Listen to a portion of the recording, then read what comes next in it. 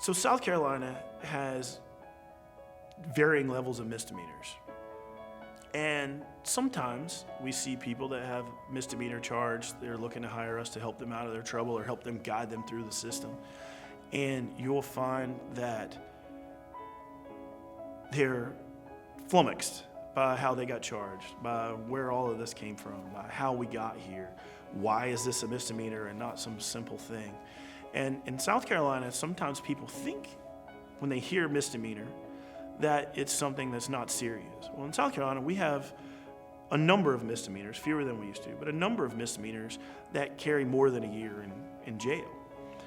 The federal definition of a misdemeanor is anything that carries a year or less in prison. You can call that a misdemeanor. So we in South Carolina, we have 30-day misdemeanors that we get from fighting or something like that.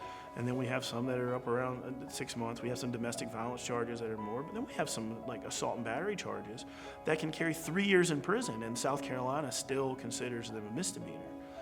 And there are several other. I think there's one still on the books that carries 10 years in prison that's still considered a misdemeanor. Well, your firearm rights, your constitutional federal rights can be affected by that because that carries more than what the federal definition is. So you could be affecting your federal rights with a state misdemeanor and you just think you have a misdemeanor.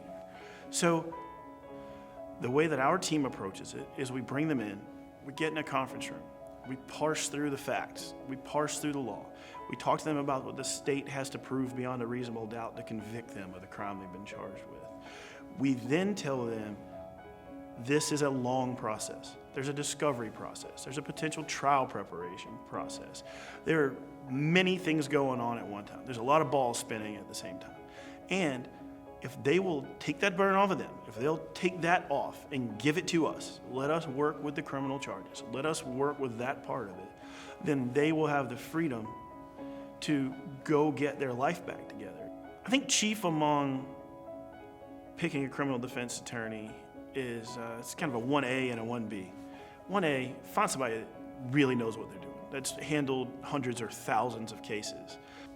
I've handled enough of these cases over many, many years that it's rare for a legal issue to come into our office that me or my staff or my partners haven't run into before and have the ability to understand, apply the facts in the law, and move forward in an efficient manner. Second among those, the second most prominent thing to look for when picking your attorney, I believe, is someone who you can build a relationship with and who you trust quickly, or you believe you can trust throughout the process. If you come into my office and my staff meets with you and I meet with you and we sit down, if you don't think you can trust me in 30 minutes, go find somebody else, because I need you to understand, if you're in my office, that you can take that burden off and let me carry it. And if you can't trust me to carry it, if you feel uncomfortable with me carrying it, then you're a bad fit for me, or I'm a bad fit for you. We solve people's problems for a living. It's what we do. We solve complicated problems for a living. We need to be able to look square in each other's eyes and understand that we're having a conversation about things that have gravity and that we are looking out for your best interest at every step of the way. A lot of times when someone finds out they're charged with a misdemeanor charge, whether it's a simple one, a complicated one that carries 3 years in prison, one that carries 30 days in jail, when they find out they're charged with a state level misdemeanor in South Carolina, they won't think it's important enough to find a lawyer immediately.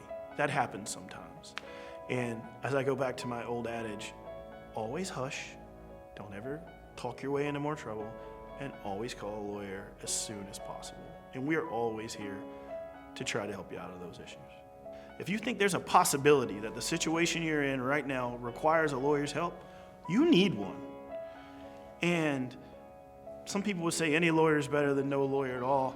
I don't know that I agree with that completely, but there's some validity to it. You need a competent attorney. From the minute you think you might need one, you need a competent attorney to guide you through whatever hardship that's coming your way.